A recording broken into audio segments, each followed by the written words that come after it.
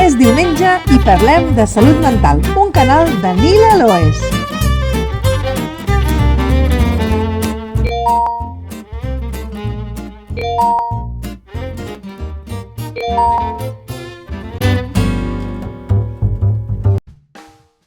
Hola, benvinguts, hola a tots, quant de temps?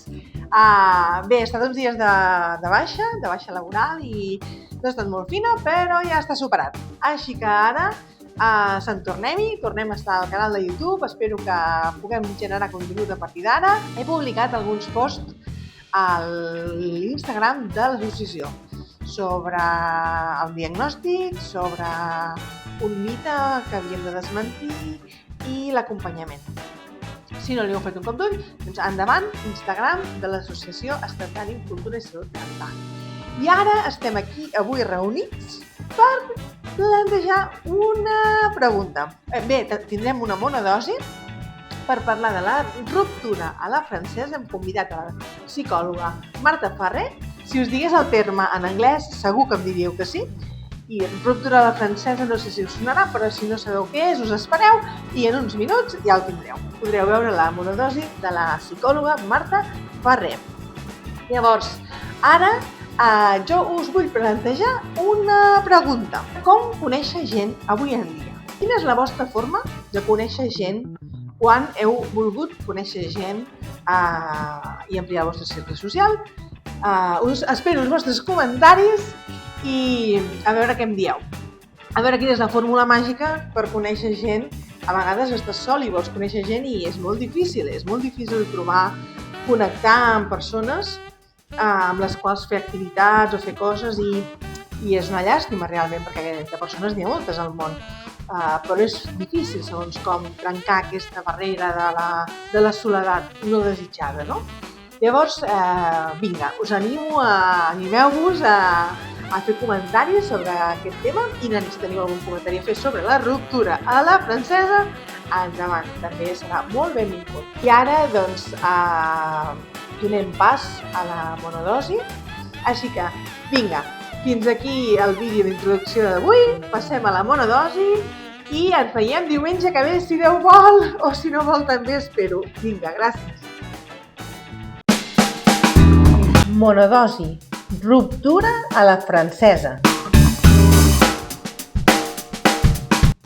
Avui parlarem una miqueta sobre el tema del ghosting, si algú l'ha patit o ho ha fet, que aquí, com sempre dic jo, no hi ha éssers de llum, aquí tots som éssers humans i tots tenim coses, no? L'important és identificar-les i poder-les treballar per no patir nosaltres ni fer patir els altres, no?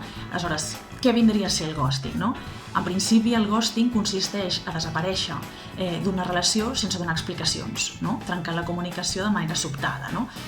Normalment es fan les relacions de parella, no? És el que més passa, no? Més es comenta, no? Relacions de parella, una parella, no? Que comença potser a conèixer-se, a començar a sortir de manera romàntica, sentimental i una de les parts de cop, no? Deixa sense previ avís, sense que hi ha cap justificació, deixa de comunicar-se, deixa de contestar els missatges o trucades de l'altre i l'altre tampoc pot relacionar-ho amb res, no? Doncs jo què sé, que potser el dia anterior van tenir una discussió i segueix enfadada i per això no em contesta. El que sigui, no? Que tampoc seria justificació, perquè al final si ha passat una discussió, pel que sigui, s'hauria de poder parlar-ne, de poder aclarir, poder-ho resoldre, dir el que ens ha molestat i sempre de manera constructiva poder avançar, no? I poder reforçar aquest tipus de relació, sigui del que sigui. I això també val, com dèiem, per relacions d'amistat, inclús companys de feina, no? Ja que ens hem de veure cada dia, no? Familiars, del tipus que sigui. Això tampoc ho hauríem de veure com una conducta, sinó com una manera de gestionar o d'evitar, més aviat gestionar, el vincle amb l'altra persona, no? Potser evitant així afrontar el conflicte, sobretot, no? És el que més es dona, no? Evitar el conflicte, evitant la culpa de no atrevir-se a dir el que ha passat, el que m'ha molestat o una cosa que jo hagi fet, no? O el que sigui, la frustració, el dolor que podria implicar una separació si aquesta persona no m'acaba d'encaixar, ja no m'atrau o el que sigui, 1000 motius, no? En fi, aleshores fan una desaparició, pum, com un fantasma, no? El ghosting, i se'n van, deixant a l'altre desemparat, sense explicació, sense saber què ha passat, i suposo, clar, també amb patiment, no? I més o menys patiment, no? Per exemple, potser el més habitual, no? La persona que fa ghosting podria fer-ho per això que dèiem, per evitar sentir l'angoixa, ja que parlar a vegades de certs temes més o menys intensos, més o menys dificultosos o profunds, o digue-li com vulguis, potser la persona no té les capacitats, les eines, digue-li com vulguis, i aleshores prefereix evitar-ho, pum, i fugir, desaparèixer, no? O directament, deixar la persona, pel que sigui, no? Aleshores, això li despertaria emocions massa intenses, vés a saber de què, i desaparèixer seria una manera de fugir d'aquest malestar. No seria la manera més correcta, evidentment, ni més saludable per cap de les dues persones, però hi ha gent que ho fa. També es podria fer ghosting per una dificultat per sostenir el vincle. Per exemple, hi ha persones que senten una gran dificultat per tolerar la intimitat o el conflicte, no? Conflicte és el que dèiem abans, no? Si hi ha conflicte, que conflicte hi ha en totes les relacions, en tot tipus de vincles, més o menys, no? I s'haurien de poder elaborar, treballar, gestionar, sobretot des de la comunicació, i aclarir, i parlar, i ja està, i afrontar i millorar, no? Com a parella o el vincle que sigui, no? O hi ha gent també que a vegades té com cert rebuig a la intimitat, no? Quan la relació es torna més profunda, més complexa, no? Hi ha persones, no? Per la seva pròpia història personal, no? Que això els genera molta ansietat, angoixa, no ho sé, i aleshores desapareixen també, no? Per evitar aquest malestar que li genera aquesta proximitat, fugen, no? I no s'atreveixen pel que sigui a dir-ho a l'altra persona, pel que dèiem, no ho saben, no volen, pel que sigui, aleshores també desapareixen, no? Actuant com un mecanisme de defensa, que mecanismes de defensa està bé que els tinguem, no? Menys mal, no? Psíquicament necessitem defenses també, però actuar sempre amb defenses i no afrontar mai certes situacions no seria el més saludable, ni per un mateix, sobretot, ni pels del nostre entorn, ja que som éssers socials i encara que sigui per anar a comprar el pa, ens hem de comunicar i relacionar amb el forner, no? També podria ser a vegades per por a la soledat de la persona que fa ghosting, no? Si ho fa també de manera continuada, de cop uns dies no diu res i al cap d'uns dies torna a comunicar-se, no? Evito el conflicte, sigui el tipus que sigui, no? El malestar que li generi, després potser sent por a la soledat, que per cert no hem de confondre estar sol amb estar solter, no és el mateix, i aleshores torna. Podria ser per molts motius, sempre s'ha d'anar cas per cas. Bé, podria haver-hi, com dèiem, d'altres motius. No hi ha una sola resposta del per què la persona que fa ghosting ho fa, però sí que hi ha sempre un tret narcisista, del jo, per què la persona fa aquest tipus de conducta, de dinàmica, d'evitar gestionar segons quines situacions en comptes d'afrontar-les i poder-les parlar, encara que, evidentment, costin, però igualment s'han de poder fer. Hi ha una frase que jo dic sovint, que és que sovint s'han de tenir converses incòmodes per tenir relacions sanes, del tipus que sigui, tant per un mateix com pel altre, és responsabilitat afectiva.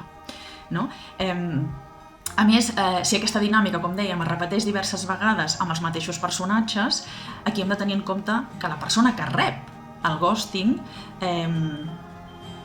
ho estaria tolerant sense fer res al respecte. Segurament, que és el que més habitualment passa, per intentar entendre per què aquesta persona fa el que fa. Per què? Per què se'n va? Per què de cop no diu res? Per què apareix al cap d'uns dies, d'una setmana? No sé, no? El per què, no? Ens sembla com que necessitem saber el per què de les coses, entendre-ho per poder elaborar-ho millor. Que a vegades pot ajudar, però a vegades no podem saber-ho. Igualment, hauríem de poder fer alguna cosa al respecte, tot i no tenir la resposta, no? Inclús potser pensant que ell o ella, això a vegades el salvarà, el que fa ghosting, de la seva situació, del per què fa ghosting, potser per tal, pobret, spoiler, no el salvarà. Quedant-se doncs en una posició passiva que el fa patir molt, cosa que també s'hauria de veure per què es queda aquesta persona que rep el ghosting en aquesta situació passiva, de rebre un maltracte, entre cometes, en el sentit que no és un bon tracte, és un tracte dolent, és un maltracte.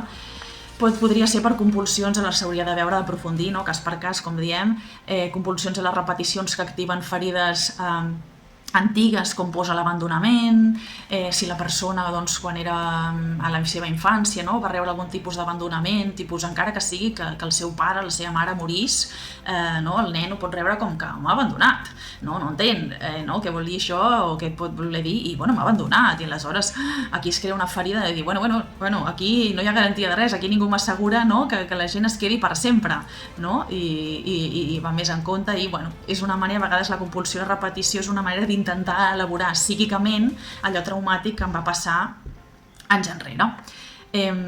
O sentiments de rebuig, també pot ser que té un sentiment de rebuig de cara als altres, o sentiments de no ser prou valuós o no ser suficient pels altres. El típic també, si normalment es genera tota la infància, i doncs això, si sent aquest sentiment de no ser suficient pels pares, potser perquè no han sigut uns pares presents, uns pares implicats, uns pares amorosos, pel motiu que sigui, doncs normalment no deixa d'estimar els pares, sinó deixa d'estimar-se a si mateix, tenir el sentiment que no sóc suficient, per això. I després es generen altres coses, doncs mai no hi ha límit, gent molt autoexigent, mai faig prou feina, mai soc prou no sé què, prou guapo, mai menjo prou suficient, a la feina no faig prou, sempre puc fer més, arribant potser a la patologia, vés a saber, inclús podria ser també arran d'un sentiment de culpa, de vés a saber què, i la manera de rebre el ghosting per part de l'altre és com aquest càstig de m'ho mereixo, és que jo no sóc suficient, tinc un sentiment de culpa de vés a saber què, de vés a saber quan, i el ghosting estaria actuant com un càstig merescut. Evidentment no és així, s'ha d'analitzar. En definitiva, el ghosting seria una manera de fer desaparèixer el conflicte en comptes d'elaborar-lo, de poder parlar, què ha passat aquí, què t'ha molestat, si és que t'ha molestat alguna cosa o què ha passat, és una cosa teva, és una cosa meva, de poder-ne parlar, carai, no? Però en realitat el conflicte no desapareix, evitant. Continua les persones, tant les que fan el ghosting com les que el reben.